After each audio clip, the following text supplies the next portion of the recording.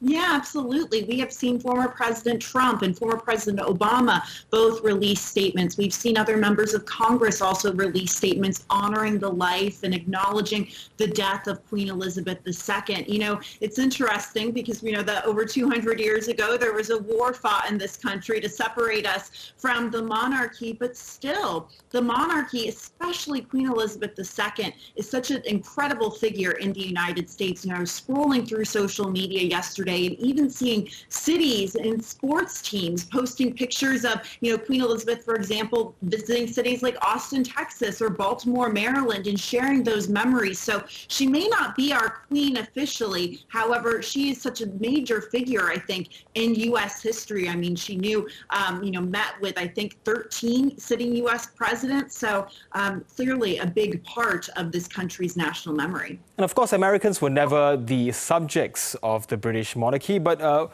we are seeing many mourn her death. How is she being remembered throughout the country? Well, I think overall it's pretty positive.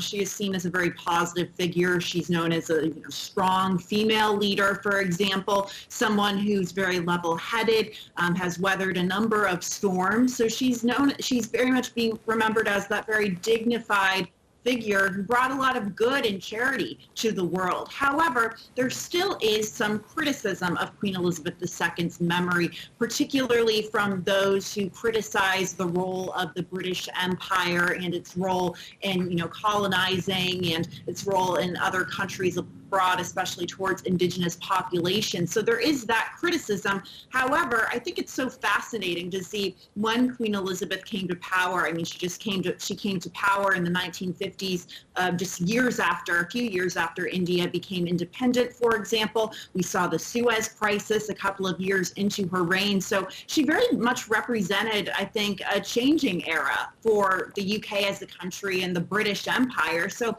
it's a very complicated history, and I think you're really seeing that play out in the reactions among various communities and individuals in the United States. And Julia, what do you know about maybe perhaps official commemoration services that will be happening in the U.S.?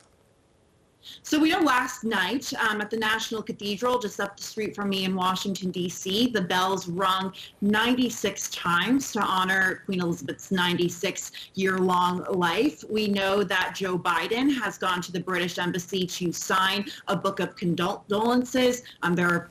There's flowers being laid at the British Embassy in the U.S. today. We know that the president does plan to make a trip to London with other world leaders for Queen Elizabeth II's funeral. There could very well be other, celebrations of her life here in the United States, I would imagine. So we'll have to see.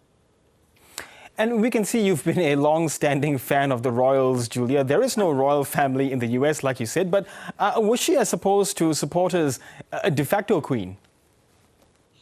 I guess you could say that for some Americans. I mean, there's definitely royal watchers like me who like to throw our little parties whenever there's a royal wedding or a new royal baby. And we obviously acknowledge the death of major figures like her and Prince Philip. But at the same time, I think there's some Americans who say, okay, like I said, we fought a war over this 200 years ago. We're not connected with them, but with the UK and the monarchy. But I think what really unites us, as well as unites us with countries like Australia, for example, is we all have those Anglo roots, and those Anglo roots all come from the UK. And although that history is not necessarily all positive, there's some dark periods of that history, we're all related, we're all connected by the same language, similar customs and culture. So I think in a way, Queen Elizabeth and the monarchy sort of represents that for a lot of Americans. Now, of course, many American presidents have met with the Queen, mainly in London and during her state visits to the U.S. What are some of her more memorable moments in the U.S.?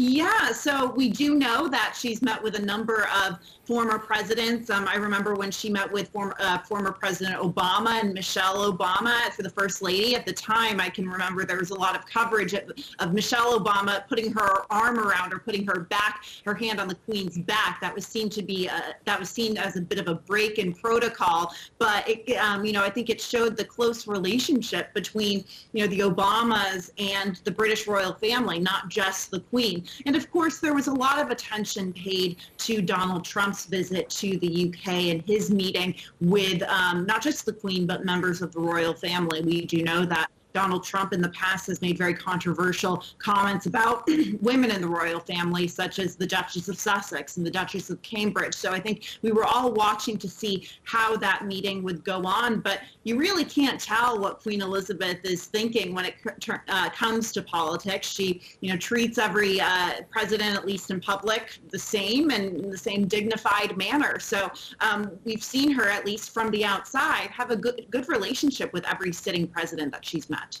Okay, Julia Manchester in Washington, thanks very much for the views you are giving to us from the US. Thank you. Thank you.